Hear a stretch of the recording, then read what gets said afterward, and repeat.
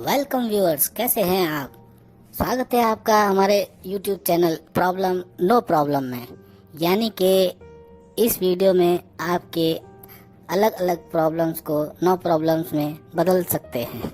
आप इन वीडियो को देखिए और अपनी एक एक प्रॉब्लम्स को नो प्रॉब्लम में बदलिए। साथियों, यह वीडियो आप सबके लिए एक महत्वपूर्ण जानकारी लेकर के आया है। साथियों, यह आज आपको उस योजना की जानकारी देगा जिसके बारे में आज भी लोग अच्छी तरह से इसे समझना चाहते हैं। तो साथियों, इस वीडियो को पूरा अवश्य देखें और आपके मन में कोई प्रश्न इस वीडियो को देखने के बाद उठे तो उसे अवश्य हमें बताएं और आगे भी मेरे वीडियो देखते रहें। तो चलिए शुरू करते हैं प्रॉब्लम्स नो प्रॉब्लम। तो व्यूअर्स, यह योजना है सुकन्या समृद्धि योजना।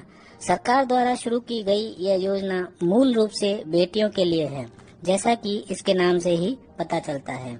यह योजना जिसमें कि अन्य योजनाओं की तुलना में सबसे अधिक ब्याज मिलता है, यानी कि जो अन्य बचत योजनाएं हैं उनकी तुलना में कुछ अधिक ब्याज इस योजना में मिलता है।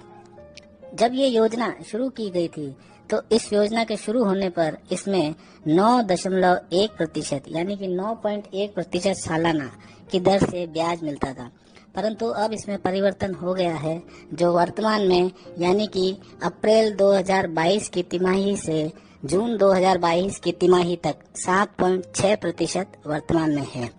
इसका मतलब ये है कि सरकार प्रति तिमाही इसका रिव्यू करती है और ब्याज दर में परिवर्तन कर सकती है। तो व्यूअर्स, इस सुकन्या समृद्धि योजना के बारे में आगे भी हम जानते रहेंगे और इसकी खास बातें हम इसके बारे में समझते रहेंगे। आइए जानते हैं कि सुकन्या समृद्धि योजना के लिए कौन पात्र है, अर्थात यह खाता कौन खुलवा सकता है। कहने का मतलब है कि सुकन्या समृद्धि योजना किसके लिए खोला जा सकता है।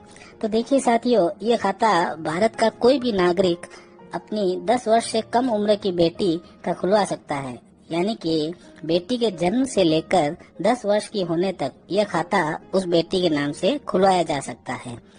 तो यह थी इस योजना की पात्रता। अब आपको बताते हैं कि यह खाता कहाँ खुलवाया जा सकता है। साथियों, कई लोगों के मन में यह प्रश्न उठता है कि यह खाता बैंक में खुलाएं या पोस्ट ऑफिस में। तो अब हम आपको बता देते हैं कि यह खाता केवल पोस्ट ऑफिस में ही खुलवाया जा सकता है, ऐसा नहीं है, यह अधूरी जानकारी है।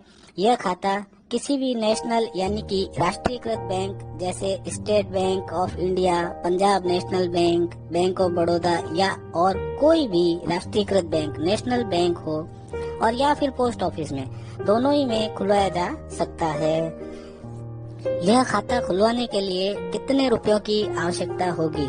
तो साथियों, हम आपको बता दें कि यह खाता खुलवाने के लिए आपके पास न्यूनतम यानी कम से कम 250 रुपए होने जरूरी है। जी हाँ, केवल और केवल 250 रुपए से यह खाता चालू कराया जा सकता है।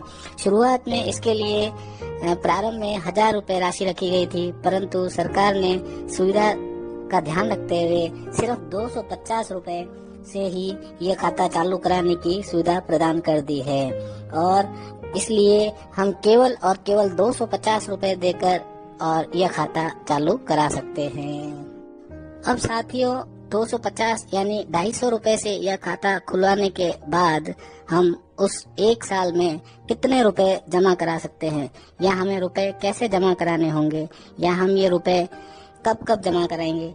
तो इसके लिए इसका जवाब यह है साथियों कि आप उस वित्त वर्ष में 1.5 लाख रुपए अधिकतम जमा करा सकते हैं, यानी कि 1,50,000 रुपए ज्यादा से ज्यादा उस वित्तीय वर्ष में जमा करा सकते हैं।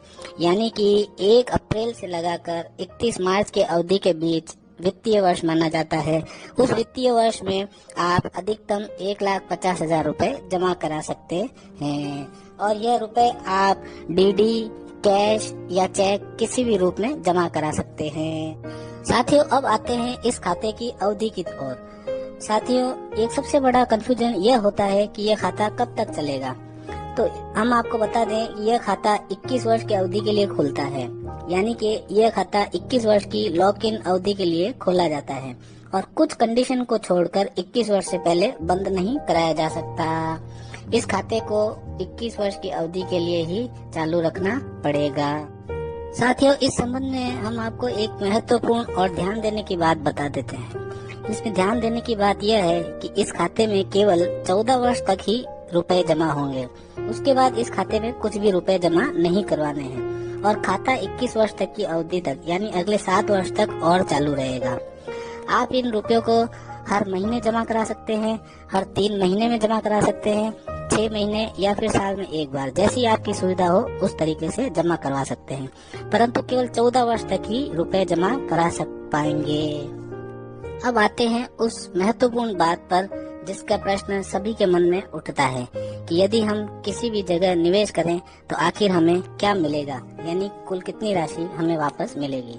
तो साथ ही हम आपको बता दें कि इस खाते की मैच्योरिटी यानी कि यह खाता जब परिपक्व होगा तो हमें मिलेगा इस खाते में जमा कराई गई राशि पर सरकार द्वारा प्रदान किया गया ब्याज और हमारी मूल राशि, अर्थात हम जितना निवेश इस खाते में करेंगे उस राशि पर ब्याज दिया जाएगा। यह ब्याज सरकार द्वारा प्रति तिमाही तय किया जाता है। योजना के प्रारंभ में यह 9.1% था, जो वर्तमान में यानी कि 2022 की तिमाही अप्रैल से लगा के जून तक यह 7.6% निर्धारित किया गया है। साथ ही हम आपको बता दें कि सरकार प्रति तिमाही ब्याज दर को रिव्यू करती है। तो ये ध्यान रहे कि जब भी हम इस खाते में रकम जमा कराएंगे या अपनी राशि जो जमा कराएंगे उसके लिए दिनांक 1 से लगा करके 5 तारीख तक यानी 1 से 5 तारीख के बीच जो भी हम राशि जमा कराएंगे वह उस महीने की कुल राशि में गिनी जाएगी, और यदि उसके बाद कोई राशि जमा कराते हैं तो वह उस महीने की ब्याज प्रदान करने के लिए नहीं गिनी जाएगी। तो आप जब भी इस खाते में निवेश करें तो 1 तारीख से 5 तारीख के बीच ही करें, नहीं तो उसके बाद उस माह का ब्याज सरकार द्वारा नहीं प्रदान किया जाएगा। इसलिए जरूरी है कि 1 से 5 तारीख तक कोई राशि जमा कराएं। साथियों, इसके बाद एक कंफ्यूजन और उत्पन्न होता है कि मैच्योरिटी से पहले यदि हमें रुपयों की आवश्यकता होती है तो क्या हम ये रुपए निकाल सकते हैं या इसका कुछ हिस्सा निकाल सकते हैं, आखिर क्या व्यवस्था है। तो साथियों, हम आपको बता दें यह खाता लॉक इन पीरियड 21 वर्ष के लिए आता है, परंतु सरकार ने ये सुविधा रखी है कि यदि बालिका के 18 वर्ष की होने पर, अर्थात जब बालिका जिसका की खाता खुलवाया गया है वह 18 वर्ष की आयु को प्राप्त कर लेती है तो 50% राशि उस समय जो जमा राशि है उसकी आधी राशि इसको केवल 2 कंडीशन में निकाल सकते हैं। एक, या तो बेटी का उच्च शिक्षा के लिए और या फिर दूसरा उसकी शादी के लिए। साथियों, इसके अलावा हम इस रुपए को निकाल नहीं सकते हैं, और मूल रूप से चूंकि यह बेटियों की सुरक्षा के लिए ही है, इसलिए बेटियों को यह राशि अच्छे रकम प्राप्त हो सके, इसलिए सरकार ने ऐसी व्यवस्था की है। सुकन्या समृद्धि योजना में अपनी बेटी के लिए आप केवल एक ही खाता खुलवा सकते हैं, चाहे पोस्ट ऑफिस में खुलाएं या किसी भी नेशनल बैंक में, लेकिन एक से अधिक खाता नहीं खोला जा सकेगा। यदि आपकी 2 बेटियां हैं तो ऐसे में दोनों बेटियों के लिए एक एक खाता आप खुलवा सकते हैं, परंतु इसमें एक आपको और बात बता दें कि यदि प्रथम प्रसव के बाद दूसरे वाले प्रसव में जुड़वा बेटियां हो जाती है तो आप इस प्रकार 3 बेटियों के लिए यह खाते खुलवा सकते हैं। बस शर्त केवल इतनी सी है कि ये बेटियों की उम्र 10 वर्ष से कम होनी चाहिए। अब देखिए साथियों कि यदि किसी वर्ष हम इस खाते में रुपए नहीं जमा करवा पाते हैं तो क्या होगा। कहने का मतलब है साथियों कि किसी कारणवश जैसे कि भूल जाना या समय निकल जाना या ये वित्तीय वर्ष के कंफ्यूजन में रह जाना या अन्य किसी भी कारणवश यदि हम इस खाते में 250 रुपए भी हम जमा नहीं करवा पाते हैं तो फिर क्या होगा। तो होता यह है साथियों कि यह खाता डिफॉल्ट या डीएक्टिवेट हो जाता है। जब हम इसके बाद में रुपए जमा करवाते हैं तो पुनः यह खाता एक्टिवेट हो जाता है। तो अब हमें ये समझना होगा कि इस खाते को एक्टिवेट कैसे कराया जाएगा।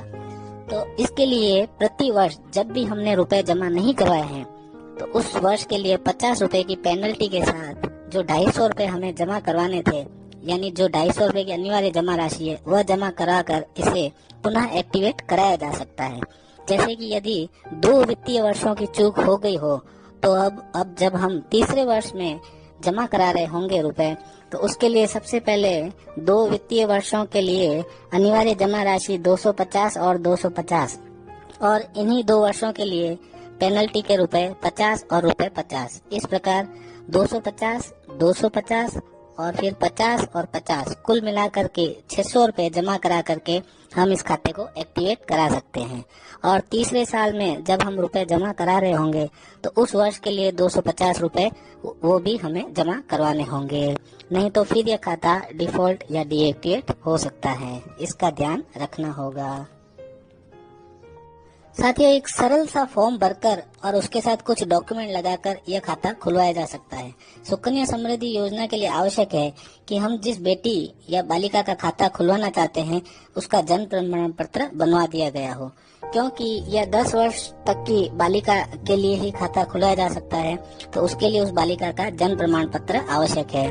तो आवश्यक डॉक्यूमेंट के लिए बालिका के जन्म प्रमाण पत्र की कॉपी और बालिका का एक फोटो, और जो माता पिता अपनी बेटी के लिए यह खाता खुलवाना चाहते हैं उनका कोई आईडी प्रूफ जैसे कि आधार कार्ड, वोटर कार्ड आदि की कॉपी।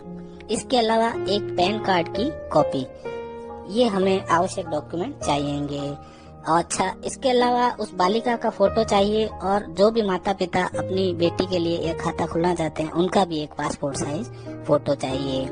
तो ये हैं डॉक्यूमेंट्स जो हमें इसके साथ लगाने होंगे। आइए अब इस वीडियो के अंत में हम यह समझने की कोशिश करते हैं कि हम जो राशि इस खाते में जमा कराते हैं उस बालिका के नाम, तो उस पर मिलने वाले ब्याज के बाद हमारे लिए कितना फंड इकट्ठा हो जाता है। साथियों, इस खाते पर मिलने वाला ब्याज एक तरह से चक्रवृद्धि ब्याज की तरह होता है, यानी कि ब्याज की राशि हर वर्ष उस खाते में जमा होती है और अब उस कुल राशि पर अगले वर्ष फिर ब्याज प्राप्त होता है। इस प्रकार जमा जो राशि है उस पर ब्याज आगे के वर्षों में भी मिलता रहता है।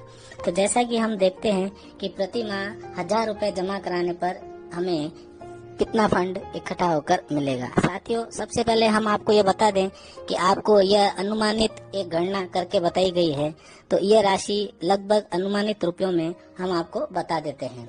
प्रति माह 1000 रुपए जमा कराने पर 12 महीनों के एक वर्ष में हो जाते हैं 12,000 रुपए। तो इस प्रकार 14 वर्ष में कुल जमा हुए 12,000 इंटू 14 यानी 1,68,000 रुपए। अब 7.6% ब्याज से कुल ब्याज 1,25,800 रुपए हुआ। इस प्रकार 14 वर्षों बाद यह हुए लगभग 2,93,800 रुपए। इसमें ब्याज दर को एक समान माना गया है, यानी अभी किसी परिवर्तन को लेकर के हमने इसकी गणना नहीं की है, और 14 वर्षों के कुल रुपए लगभग 2,93,800 हो जाते हैं। परंतु यह खाता अभी 7 वर्ष और आगे चलता रहेगा और यह रुपए 7 वर्ष और उस खाते में जमा रहेंगे तथा आगे भी हमें इस पर ब्याज प्राप्त होता रहेगा। तो इस पर इसी ब्याज दर से यह लगभग 4,90,000 रुपए 21 वर्ष बाद हो जाते हैं।